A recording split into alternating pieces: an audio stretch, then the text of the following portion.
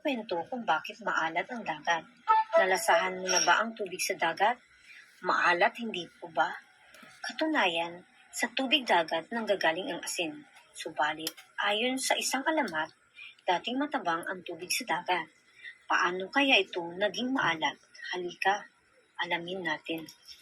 Noong unang panahon, ang asin ay nagmula sa isang mahiwagang gilingan na pag-aari ni Mang Torquato. Mabait at mapagbigay ang matanda, kaya ang asin ay pinamimigay lamang nito sa kapitbahay. Mahirap lamang ang matanda, pwede sana niyang ipagbili ang gilingan pero hindi niya ito ginawa. Labis itong ikinainis ng pamangkin niyang si Berto. Tiyo, kung ipinagbibili niyo lang ang asin, mayaman na tayo ngayon at hindi na natin kailangan pang maghirap sa bukid. Yan ang madalas na sabi ni Berto. Berto, ang gilingan na ito ay bigay sa akin. Dapat lamang na ipagbibigay sa iba ang biyayang nanggaling dito, sagot naman ng matanda. Galit si Berto, subalit hindi lang siya kumikibo. Hindi bali na mapapas sa akin din ang gilingan na yan. Ang pag makuha ko na yan, yayaman din ako, bulong niya sa kanyang sarili.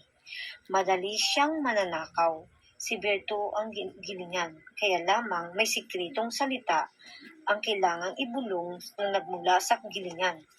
Tanging si Mang Berto lamang ang nakakaalam, Mang Torquato lamang ang nakakaalam ng kung ano ang sikretong salitang iyon.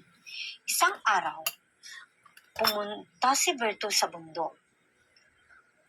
At hindi namalayan ni Mang Torquato na bumalik ito sa kanilang bahay upang pakinggan kung ano ang sikreto na salitang sasabihin ni Mang Torquato upang ang gilingan ay magsimula itong bumiling. At nasaksihan ni Berto na kanyang pamangkin kung anong salita ang sikreto nito. So, masaya siyang bumalik sa bundok at sinabi, "Yay! Alam ko na ang sikreto, mananakaw ko na ito mamayang gabi." So, kinagabihan na gawa na niya ang kanyang balak, ninakaw niya ito at isinakay niya ito sa bangka. Noong nasa bangka, napag-isipan niyang ibanggit ang sikreto na ibibigkas dito. Kaso, hindi niya alam kung paano ito ipahihinto. Kaya napuno na ang bangka at nalunod ito. Kaya simula ngayon, yung naging maalat ang dagat.